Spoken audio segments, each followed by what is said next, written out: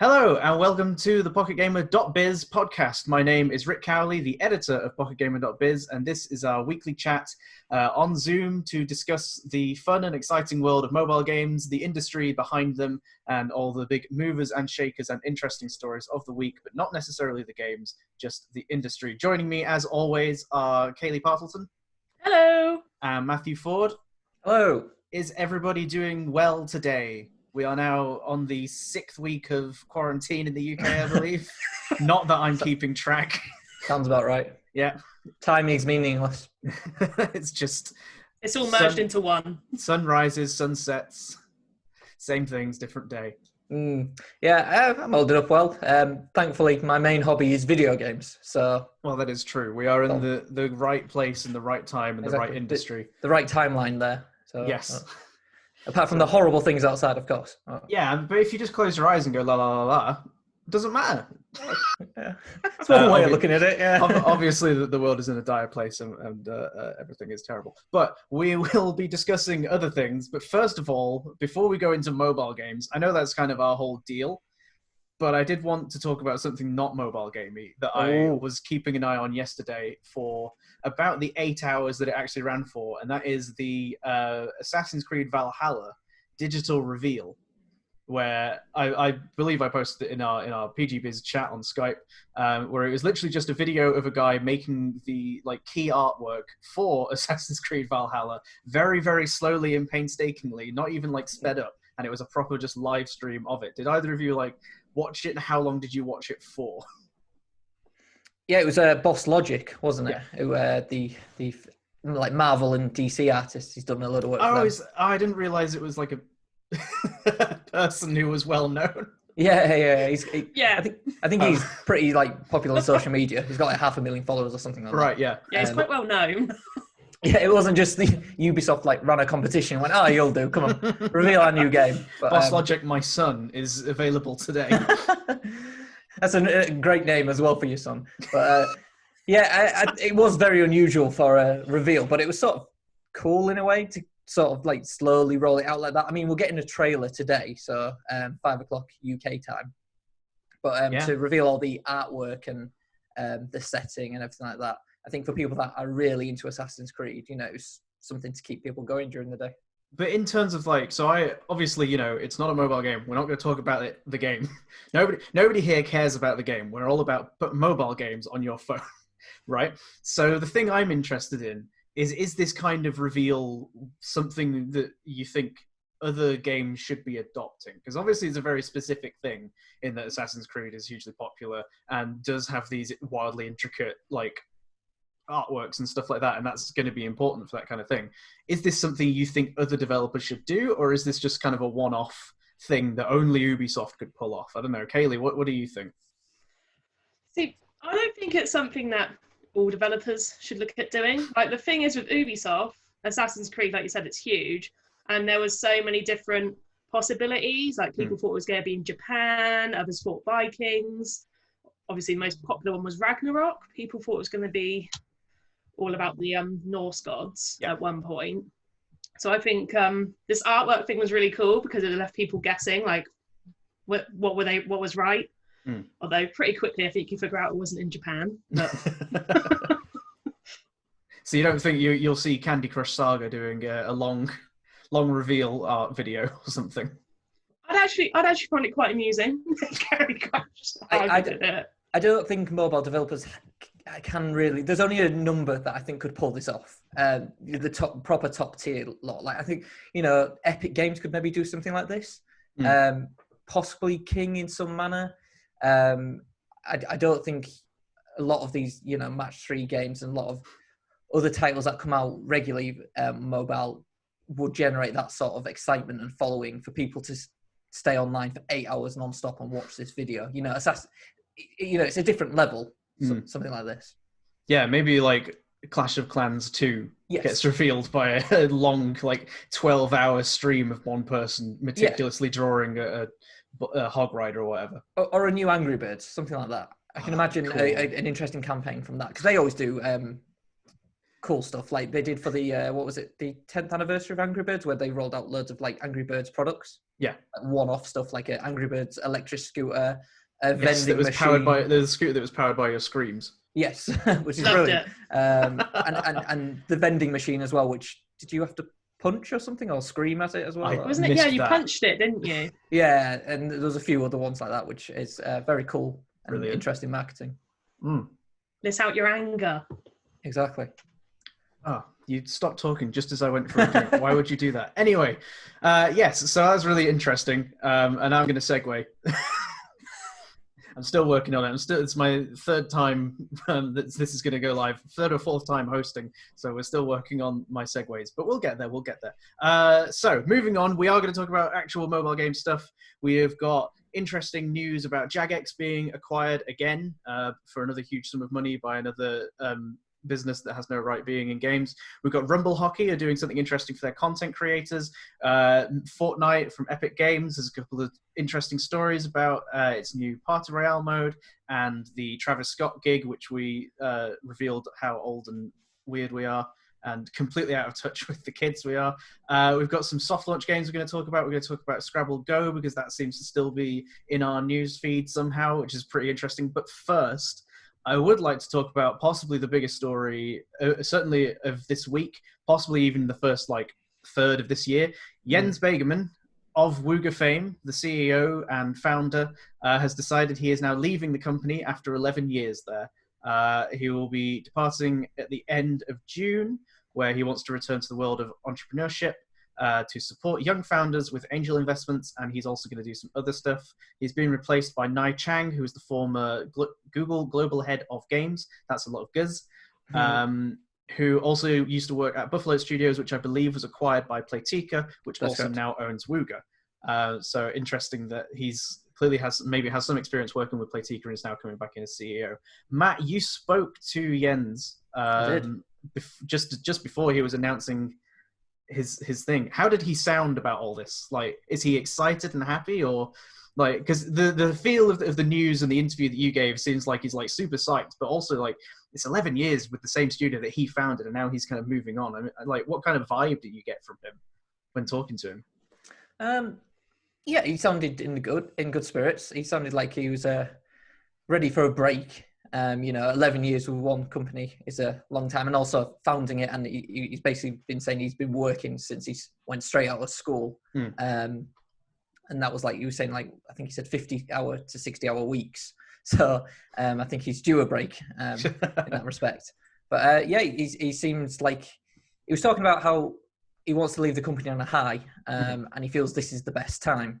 And I think that shows, after. Wooga, they were in a very bad place a few years ago. Revenue was down and everything like that. And then they've seemed to brought them back from the brink over the last couple of years. So it's probably a very wise move on his part. Yeah, it's interesting. Yeah, because obviously, like, the main thing was they were having a rough few years. They brought it back, and then they managed to get acquired by Playtika. I've forgotten the exact figure. I'm trying to load the website now. Yeah, I don't think actually there was like a figure revealed of how much Playtika, but it's interesting that they kind of sold the company, and now a couple of years on, he's decided now is the time to step down. So he definitely is at the top of where they should be, and back on top of the industry, and especially with hidden object games like June's Journey and whatever the first one of June's Journey was. Does anyone remember? Is that Pearl's Peril? Yeah. Wait, was June's Journey the first one? I don't play hidden object games. I think June's Journey was the first one. Yeah. And then it was Pearl's Peril. But he sounded excited. For the future and everything like that.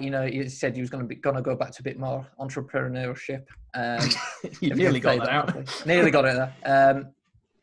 And he's gonna. He's a really nice guy, Jens, as well. Got to say that. He just, whenever you speak to him, he's a very, very nice guy. And he just came out, and we were talking about this. Interesting that he's just like, "Oh, I'm off to fight climate change." That was like one of his things. Just like, yeah, that makes sense. You're that nice a guy. I believe that. Like, I remember you telling me and just thinking, yeah, that sounds like Jens Begemann. Yeah. So that was a really cool thing. But he's leaving it to Nai Chang, who's in charge, who's taking over his role. Who, as you said, he started his own company. He was at Zynga for a bit as well. And he seems pretty positive about him taking over, but he did note, interestingly, that it was Playtika's decision at the end of the day. It wasn't down to him. So I think that is a key interesting element there. Yeah, and especially because, like, as I mentioned before, like he's obviously worked with Playtika before, so they've kind of spotted him, remembered him, and then turned to him when he's still at Google and going, "Hey, do you want this job?" So yeah, I guess that means that Playtika has a lot of faith in Nai Chang to actually step up and do the role as well, I guess. So yeah, this is really interesting. As you say, Jens Begemann's a really nice guy. I've met him a few times and interviewed him a few times. And I personally am very excited to see what happens next after this, and hopefully we can keep in touch with him and find out more. But he'll no longer be at Wooga from June onwards. So good luck with everything. Spending more time with his family as well, isn't he? Good. That was the other big thing. So. Yeah, it sounds like he needs to spending 50 to 60-hour working weeks for 11 years. So yes, best of luck to everything in the future, Jens, if you're watching, and if you're watching, thanks. And in terms of other big eventful things happening in the world, that was terrible. Jagex has been acquired yet again for the second time in like a few years from its I think it was owned by like a Chinese conglomerate. I can't remember what they were called. It's now been purchased by MacArthur Fortune Holding LLC through its Platinum Fortune LP. Oh yeah, these just the most memorable names in the world. Not a huge force in gaming that I have heard of before, but interesting enough, they've paid $530 million for Jagex, which is a huge investment for a studio that is still sort of running on games that it developed like 15, 20 years ago now with RuneScape and RuneScape Mobile and stuff. Yeah, old school RuneScape, that's the one that they re-released. I mean, I'm wondering, is this necessarily like a good thing for Jagex? Because this is, like, as I mentioned, the second time in the past sort of few years that they've been bought out again. I mean, on the one hand, I would argue that it's interesting that companies still see so much value in Jagex to be able to pay like $530 million. The other argument is there are companies who want to sell them, and I don't know if maybe that's a sign of like disinterest either in the industry or just in Jagex itself. I don't know. Does anyone have any thoughts on the what major companies with large amounts of money think about when they buy things? Profit. That's all I've got. I can't wrap my head around this one, if I'm being honest. I don't really think, like, they've not really, from what I've seen, had much to do with games before. So to acquire Jagex for $530 million, that's quite the investment when you've not really shown much of an interest in the industry. So, and I don't think it's good for Jagex to keep getting pulled from pillar to post. Yeah. Am I right in thinking this is the third time they've been acquired? Because didn't they have some US... They were bought out originally by US investors at the start of the decade, 2010. And then it was the Chinese firm who bought them in about 2015, 2016, I think, around that time. And then, is this the third time now? That sounds reasonable. I'm desperately trying to look up when they were acquired by their Chinese owners who just sold them and how much it was for, because I'm sure there was a figure attached to it. Yeah, it does sound a bit, but they were put on sale, I believe, at the end of 2018. So they have been looking to sell them for quite a while. Yes, there were rumors that they were being sold, I think. I don't know if they were like actively being sold at that time. So it's interesting as well that they were kind of taking a few years to get a sale to go through. Although I guess for $530 million, you'd want to make sure that you're buying something that's worth $530 million. Where the hell is this story? Yeah, I mean, RuneScape still does incredible numbers for, as you say, a game that's more than a decade old. Yeah. If not longer. Both old school RuneScape and non-RuneScape, especially since it's come to mobile, done loads of download figures, loads of revenue. They can see the potential and the growth, and it's still going to keep going. So, as you say, from an outside perspective, if somebody's been monitoring this company, they might be like, look, this seems like a possibly easy win. Yeah, I'm not going to find this story. I will say as well, though, in 2016, this is actually a story I wrote back in the day, that Jagex helped set up a Chinese games company called Zhongji Holding, which it owned a 51% stake in. No? I can't remember. I can't even read my own writing at this point. Yes, so they helped set up a games company. I'm wondering if that's going to stay as part of their thing, because it was certainly set up with the help of their old Chinese owners. So I'm wondering if they're going to still be involved in that. I don't know if anybody has any opinions on that, because I don't know if anybody even remembers that they did that. I didn't even remember that, no. Let's move swiftly on. Yes, interesting. Jagex getting acquired for $530 million. I'm excited and interested to see what that means for the company. The new owners say that they're going to put some more money into, I think it was R&D and marketing. So it'll be interesting to see how this helps Jagex grow RuneScape and all the games that it is currently working on that hasn't announced that aren't RuneScape. So I'm definitely invested in seeing what happens there. In terms of other investments, no, that doesn't make any sense. This isn't an investment. That's right. Damn it.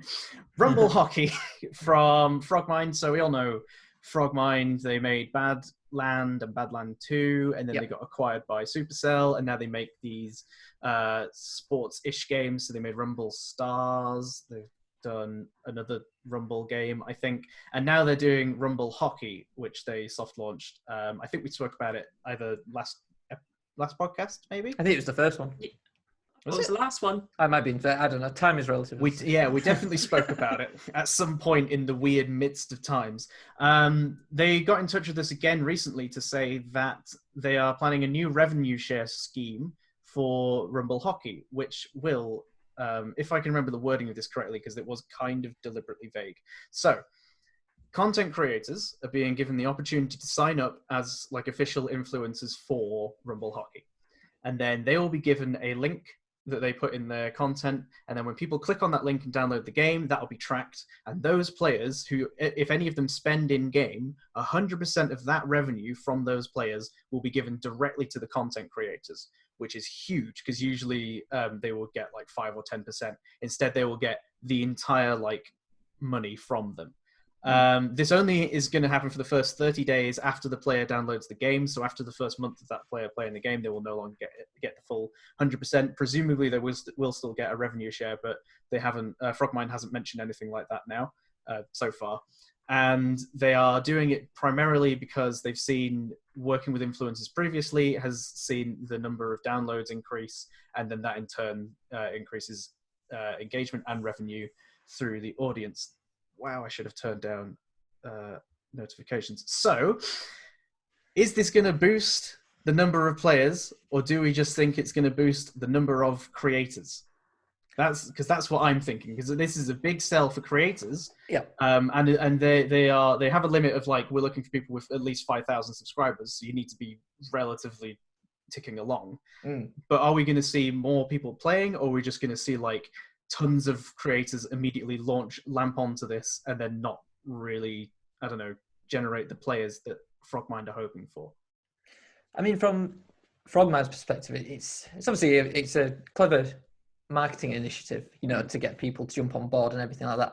I find it interesting that, the 100% revenue share lasts for the 30 days, because normally with a lot of mobile games is, your first couple of weeks on it, you can play that for free and it's fine, you can get through most of it. And then it's when you start playing games for months on end, you have to actually look at spending more to progress, really.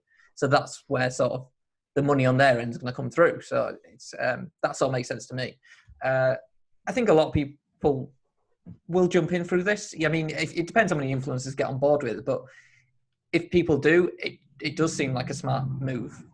Yeah. I mean, what do you think, Ellie?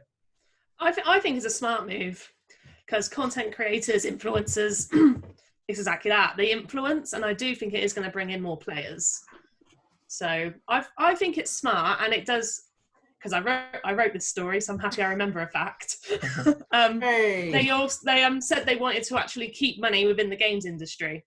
Yes. So through giving it to the creators, it's staying in the industry, which I quite like. Yeah, that is an entirely fair point, actually. Yeah, it's difficult to sometimes remember that influencers are really part of the industry, and a huge part of it these days, and how much they actually play into the downloads and stuff. So yeah, that is a good point that I had not thought of. Yay! That's the thing, though. If you do get one big influencer involved in your game, that can make or break it. You know, if True. you get someone, obviously Ninja, someone like that, just throw a name out there. If he plays a game, you know, it makes a game heavily profitable normally. Yeah. I guess for me, it's just that I never really watch influencer content and streaming and stuff. So I'm still very much like outside of this entire realm of YouTubers and people and Twitch streamers and that kind of thing. So whenever I think of influencers, I just think of hyperactive 24-year-old women trying to sell shampoo. And that is a fault of my own. And that is no fault of the influencer industry. Danielle, editor of Influencer Update, if you're watching this, I do apologize. And do you think this is, so the 100% revenue share, do you think this is something that other developers are going to latch onto as well? Because to me, it seems like a lot. And like, Yes. So like, is it something that you think other developers are going to see the value of, or is this just like something that Frogmind can kind of get away with because they have the backing of Supercell, which has billions of dollars to mess about with? I think a bit of wait and see approach, you know. Proof will be in the pudding if like in 6 months time, well, I guess it'll be the first month because that's how long it's sort of running for, but you never know, they might extend it, but regardless, it's the first month. You know, if they come out after a couple of them and just say, hey, this is how much certain influencers have made and give some stats around it and it's all positive, or if they keep very quiet about it and it's very obvious it hasn't gone well, it's going to be clear that nobody else might not experiment with it. Yeah, that's a good point. We all love it when people share facts and figures with the rest of the industry, so hopefully Frogmind will remain open and transparent. I mean, they probably won't tell us exactly how much money they made and gave back to influencers, but I imagine if it reaches sort of the heights of like $100,000 generated and given straight to content creators, we'll get a headline about that for certain. So yeah, an interesting and generally all-round good thing for the industry. Yeah, I mean, more people talking about your game, the better, isn't it? Yeah, that's very true. Exactly. And speaking of people talking about games, that's what we're doing. So we're going to talk about Fortnite now. Oh. Sometimes I think you're getting better and then, It's not as easy as it looks, this hosting thing. Fortnite is a huge game that everyone's always talking about. And now it's going to try and be even huger. That's not a word, by introducing a new violence-free edition of its game. Well, not an edition per se, but a new game mode that takes out all the guns and building and everything basically that you would normally associate Fortnite with, and just makes it kind of a chill-out zone. Party Royale. Party Royale, yes, thank you, is the name. And so it's already available, but I don't play Fortnite, so I haven't checked it out myself. But kind of the idea that from what I've seen, is that it's going to have different like experimental spaces that are going to be you can go around and play in. It's going to have like football and stuff like that, and other mini games. There's like bespoke emotes that you can have that only work in the Party Royale mode. So you can like do clapping and cheering and generally fun, exciting little things. I think there's a Deadpool mini game as well in there. Yes, which looks like ski free, which is really weird and not something that I had spotted until now. So that's terrifying. Yeah, I mean, so to me, and again, trying to bring this back more into the mobile games industry because that is our entire reason to be here. This feels like sort of an advancement, like a bringing together of House Party, which we know Epic Games owns, and then the whole Fortnite thing. So are we going to see like casual gamers and non-gamers bringing themselves together into Fortnite to play the Party Royale mode, or is this just going to be like a fun little side project? I don't know. Kaylee, you go first. Well, I'd go into a Battle Royale game to shoot things. Yeah. That's... So, but I do actually think this is going to work, and I do think it will bring casual gamers together with people that would normally shoot things. Most people aren't me, so that's why I think it's going to work. I like it though. I think it's an interesting concept, and I like that they've tried to take a chilled approach, but I think it is going to end up being more of a side project. Yeah, it feels kind of like because they did creative mode like 2 years ago now, and I have not heard of creative mode in a long, long time because it was just a sort of a fun little thing where you can go mess around and build stuff in. But that's never been the focus of what Fortnite is, which is all about shooting and like competition and esports and all that kind of thing. So it's I don't know if Epic's going to keep putting their attention towards it after this initial reveal. Yeah, it's interesting. Yeah, because obviously when Fortnite was revealed, they helped bring the battle royale genre into the mainstream, and it's it's bigger than anything these days. But the thing that really makes it stand out is its live events. The game's great and everything. It is fun and everything. I prefer other battle royals personally, but it's still a good game. But whenever they do a live event, like they did with Travis Scott, which had 11.3 million concurrent viewers or players at the same time. Yeah. Which is ridiculous. It does go out into this like stratospheric like just amount of news coverage, and everyone's talking about it, and no other game can touch. So I think them doing this is very much trying to take advantage of that, go into the more hanging about with people, be more sociable, because that's what those events are. You take the weapons away, you are just hanging about with people. There's music events, whatever there is. I think they're just trying to make that a more regular thing and hopefully get people to come on board. Yeah, it feels like as well this could be like the future of, because I believe at the moment if you go onto like a music event on Fortnite, it's generally like just happens in the map and everyone has to converge on one specific location. Yeah, whereas this feels like it could end up being like more of a concert space where if they have an event, it's gonna be okay, join us on this island for the concert space, and then everyone else can still keep playing Fortnite whilst the actual event happens. So that it doesn't like disrupt the gameplay, which I think is an interesting thing as well. Yeah, because it's a new map, isn't it, as well? Yeah, so, it's a wholly separate area that has like all different activities and stuff going on in it.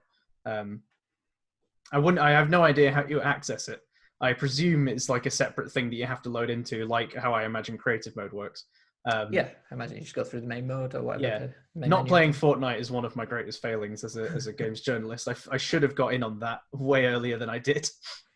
Enough people play it, it's fine. It's true, we don't have to stay up to date with all the games as they evolve.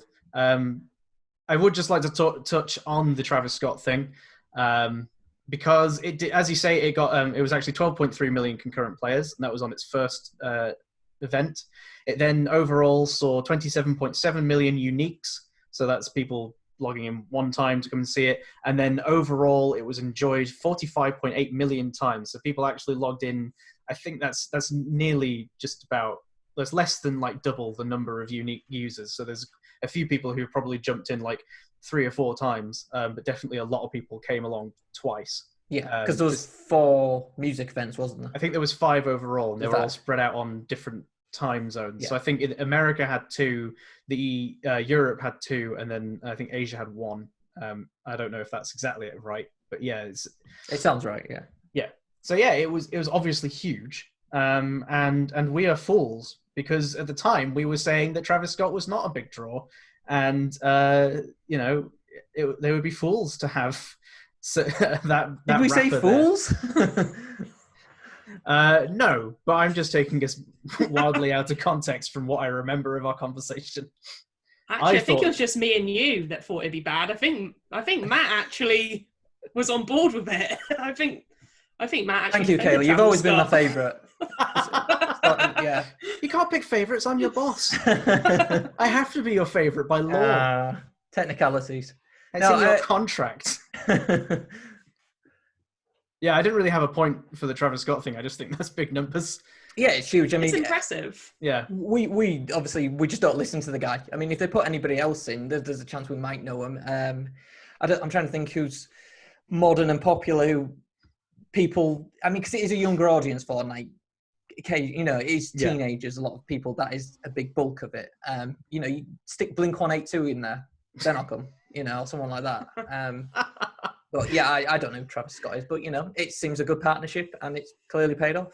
Funnily enough, it's a total side note. I always confuse Travis Scott with Travis Barker, who is the drummer of Blink-182. I thought that. Yeah. Every time I hear Travis Scott, I'm like, oh, isn't he the drummer for Blink-182? What's he doing with a rap career?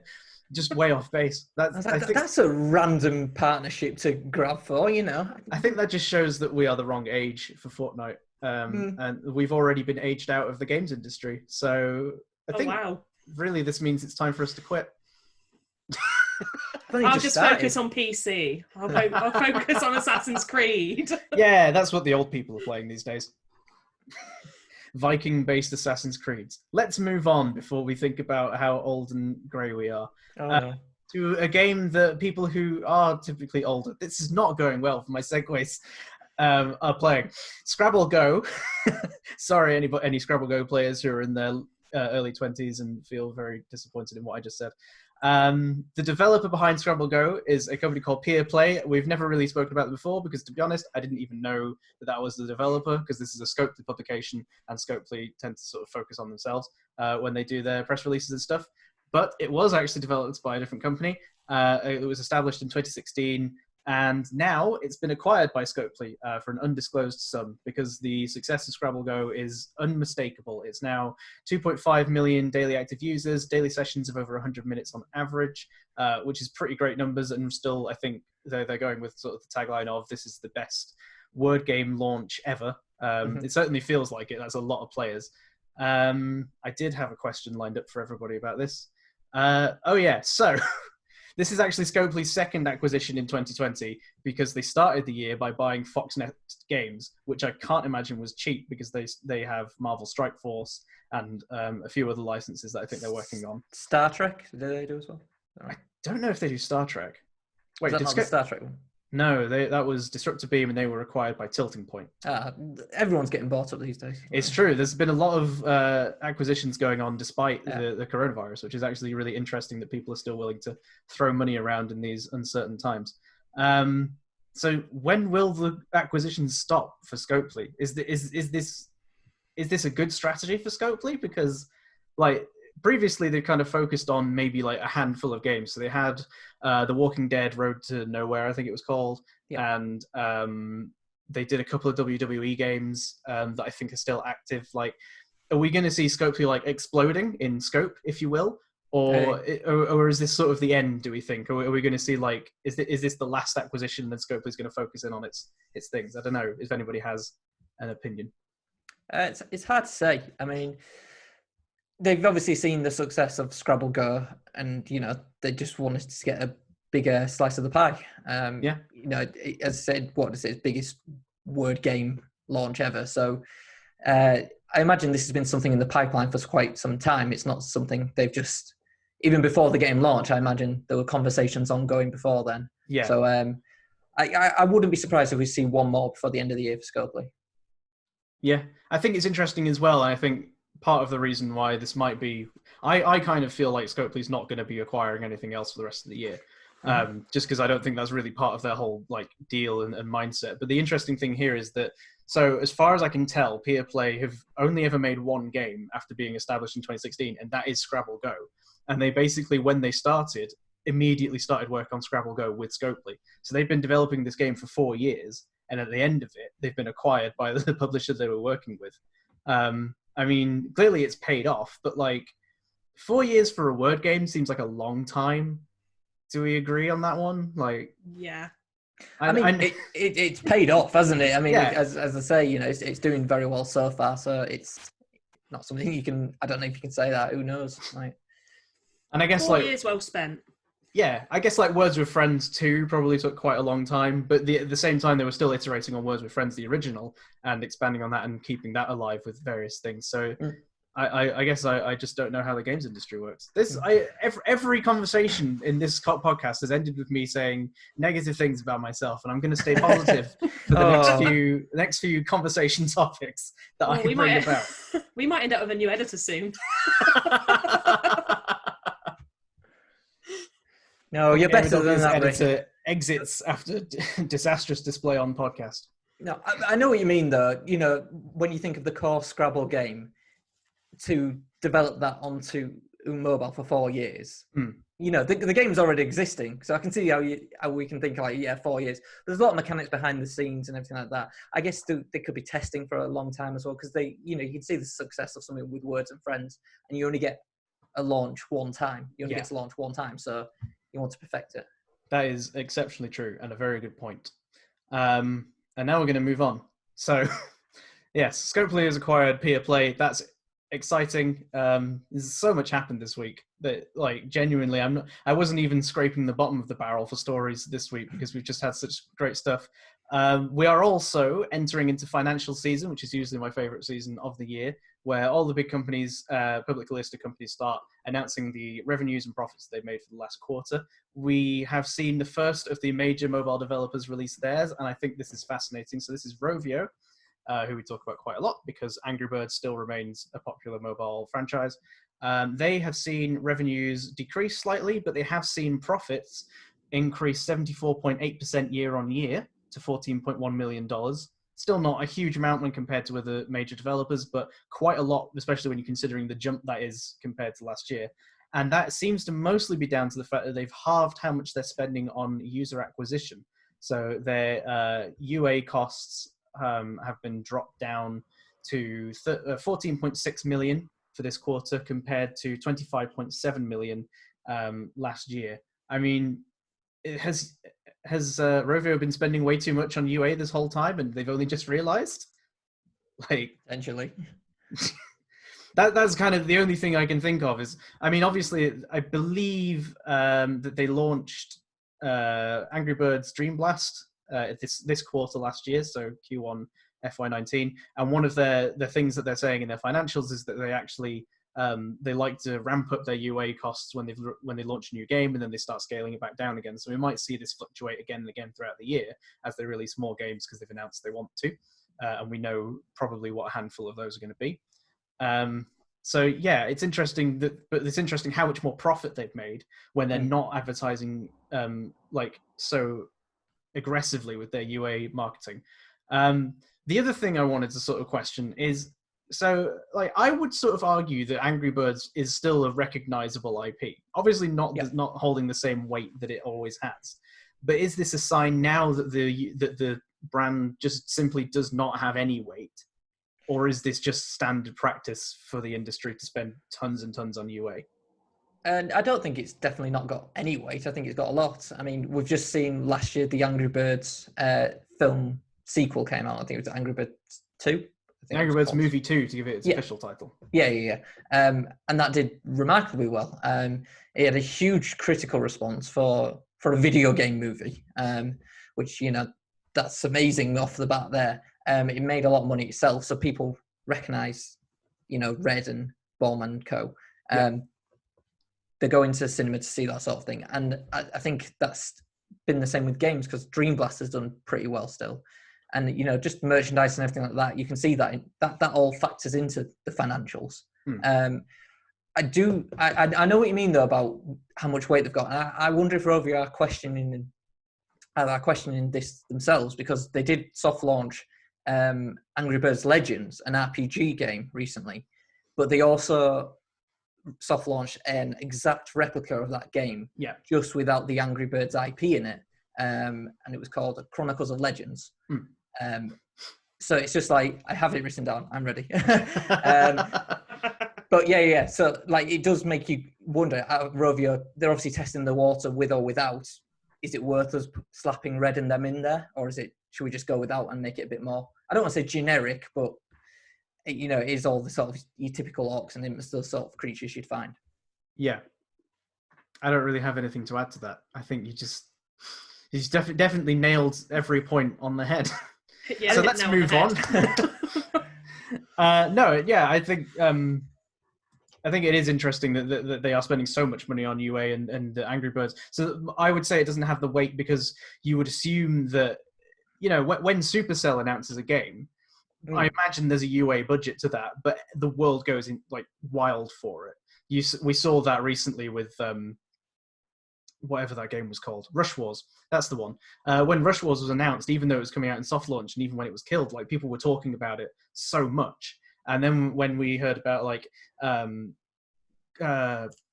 Brawl Stars, I do know video games, I swear. When Brawl Stars was announced as coming to China, we again saw like in particular saw a huge amount of like coverage coming on from that, because people were so excited about the idea of it coming to China, because then it was going to be coming to other countries as well, because Supercell had said that they would. But like, that's not UA, that's just people widely talking about it and getting excited about the games. I don't think that the Angry Birds games really have that like conversational weight anymore. I think if you say, "Oh, there's a new Angry Birds game out," people go, "Oh, okay." And I think maybe the problem is that Rovio kind of went too hard too early with the Angry Birds brand and had so many Angry Birds games that at this point it's like, "Oh, there's a new Angry Birds game out." Yeah, So I know what you mean. There is, a dime a dozen. So would it be better for them to go away and just like have a 4 or 5 year gap without using the Angry Birds, taking away the ones they've got in soft launch currently, and just come back in a few years and go, hey, this is our brand new Angry Birds 2025, and it's a bigger deal and people care about it. I mean, question for you, Kaylee: if you see an Angry Birds game, does that entice you? Are you more tempted to jump in? No. A few years ago, yes, but the game's been coming out for 10 years, so that's my thing. 10 years of continuous games. So it has got to a point for me personally where no, it's just another Angry Birds game. It doesn't draw me in as a franchise anymore. Yeah, well, it's funny to circle it back around to what we actually started with Assassin's Creed. Is they would make the same point. Yeah, I was avoiding it. But yeah, you're beating us to it. But yeah, they pumped out a lot of games. I think they were doing one a year. Yeah. And they took a few years gap and came back with Origins. And then had another few years gap and did Odyssey. Yeah. They might be one after another, but you know what I mean. They had a gap and then brought it back, and then Origins and Odyssey are some of the most well sold and highest critical in the series. I'm impressed you know that with never having played an Assassin's Creed. I don't play games; I research games. That is actually a really good point. Like to have that as a case study. That's the word I'm looking for. I'm just slowly going insane from lack of human contact. No, it is an interesting case study. Like, it's not, as you say, it's not really mobile, but when you see console games just pumping game after game after game, you start seeing like sales eventually slowly decline. And particularly in Assassin's Creed, we saw like quality of the games actually steadily decline as well. They took a couple of years out. They came back with Origins, and suddenly it just exploded, and everyone's excited about Assassin's Creed again. So I think there could be something in there for mobile developers to focus on as well, especially because Assassin's Creed, Origins, and Odyssey have then been propped up by DLC and live ops and stuff like that, and constantly running events, which is something that Ubisoft has learned from the mobile games industry, because that's what mobile games really did, as well as PC games. So I think it's interesting to see like console games have clicked to like, we need to spend more time on live ops and less time releasing lots and lots of games. And mobile games have always known that, but you're seeing developers like Rovio and people like that still churning out a bunch of games in the similar model to how it was done on consoles. So maybe it's time for mobile games to look at console games and go, oh, actually, they've figured it out now. Yeah, I mean, each platform influences one another, don't they? Yeah. Yeah. And that's all we can really say on the matter. Speaking of games that have been it's going to sound rude if I say it churned out, so I'm gonna back out of that one again. I will get the next segue, I promise you, is going to be fantastic. No pressure. Sybo Games has soft launched its new Endless Runner Train Riders. Now, we do keep a regular list of the soft launch games on our site on PocketGamer.biz. Please do go check it out. It's a really fascinating and like well researched and dense article that Matthew keeps updated each week with all the biggest and interesting games. And this week we saw Sybo Games adding Train Riders. Now, Train Riders, as far as I can tell, is basically exactly the same as Subway Surfers, except it has a different name and probably different characters and stuff. Matthew, you've been looking at this a bit more than I have. Would you agree that that's a fair assessment? That is a fair assessment, yes. It is basically, it looks exactly the same game, just with a different coat of paint on it. Yeah. So I'm kind of wondering, like, obviously Subway Surfers has been massively successful, and this is another company that started spinning out the brand into other things, like it's doing clothing and it's doing animations and stuff like that. But like, as far as I can tell, this doesn't seem to have the Kilu branding attached to it. So this is just a Sybo Games. I admit I haven't really properly dug into it. I left that to you, Matt, because I trust you. Have you seen any like Kilu branding on this anywhere. I didn't in the soft launch, no. I mean, I reached out to more details to Sybo, but got nothing back. So I think obviously they're keeping it very close to the chest for the minute. Yes. Yeah, it'll be interesting, as we say. We'll talk about whether it'll have the same weight and everything without the attachment of the name. I think it will. But I don't think it'll replicate the same success. I mean, it was 2.5 billion downloads, which is, it's not going to happen again, I don't think. No, but the interesting thing for me is because Subway Surfers was a huge thing even when I was getting started in the industry, 4 years ago. And one of the things that I always noticed was if you ever write about Subway Surfers and you ever write Sybo games, someone from Keelu will come along and go, actually, we have half the license as well. It's a co-development of Keelu and Sybo. And I'm wondering if this is going to be Sybo taking its knowledge running Subway Surfers and then just steering off and doing its own thing entirely. Would that be wise, though? As you say, is it going to replicate the success? Probably not. But if the game is good, are people going to look at it and go, "Oh, this is the same people who made Subway Surfers. We should check this out." Yeah, potentially. As I say, it doesn't have to be 2.5 billion downloads to be a success. You know, they can have much less and it'll be very successful and everything. As you say, they've probably just taken the lessons learned and they're going to apply that. If they feel confident and they feel like they can bring people in, I can't see why not. I do think it's a name thing though as well. Subway Surfers, the name brings people. I mean, with this one being train riders, that's what we're calling it. Yeah, train riders.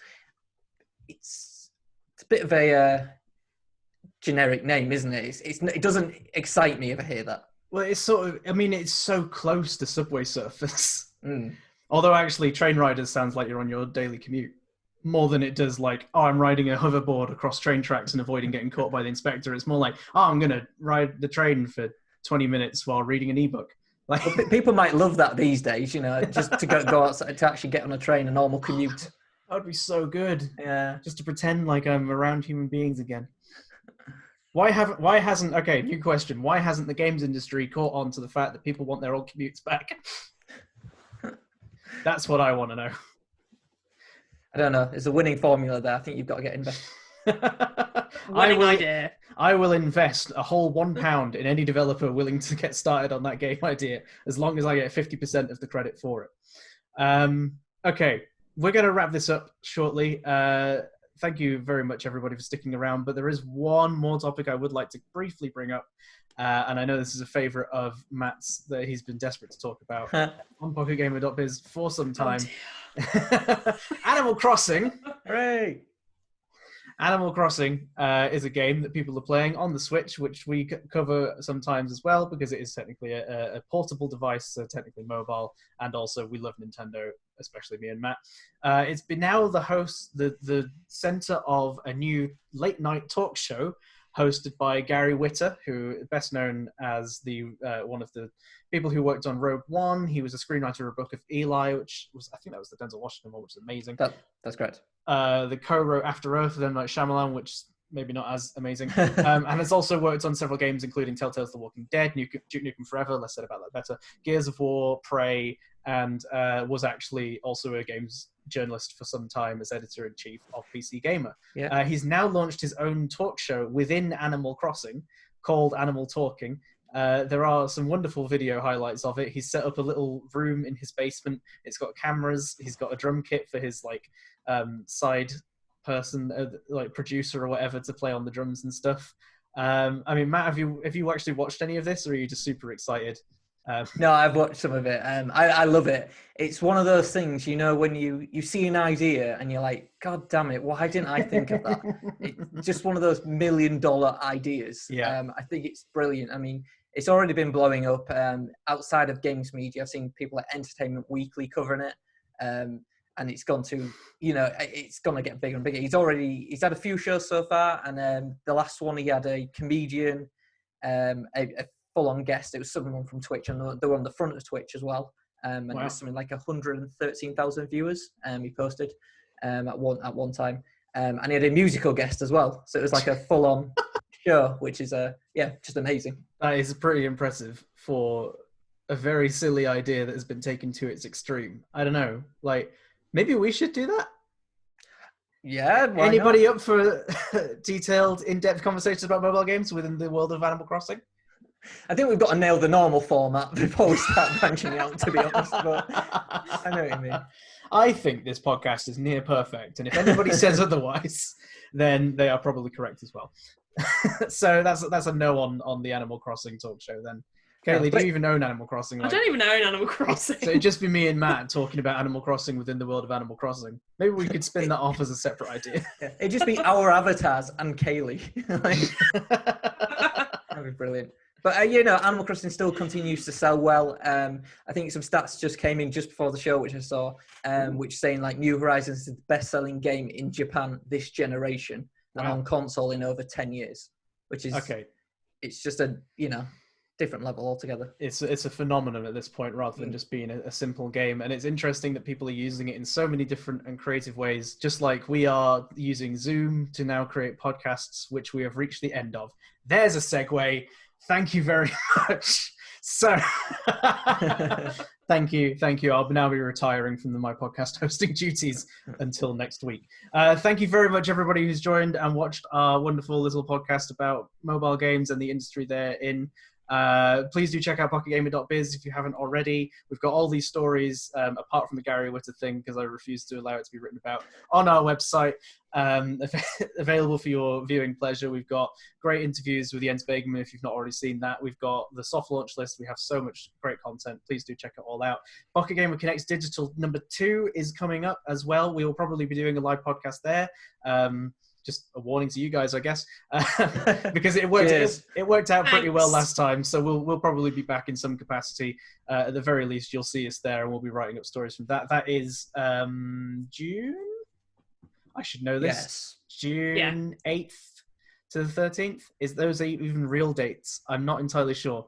I thought it was to the 12th. Oh, God. 8th to the 12th. You are entirely correct. Do check out that. That's at pgconnects.com/digital for more information on that. Get your tickets now. We are got great plans coming up for that. And if you are an indie game developer, we are also going to be doing our big indie pitch. I believe there's going to be one happening this month, apropos of nothing, and also one at the PGC Digital number 2 as well. So plenty to be checking out if you're in the industry and excited about learning more about the industry. And yeah, we'll be back next week to talk more about games and generally make a mess of making a podcast once more. We will eventually get the hang of it. Thank you for sticking with us so far. So for now, it's a goodbye from Kaylee. Bye. It's a bye from Matthew. Goodbye. And it's a goodbye from me, Rick. Goodbye.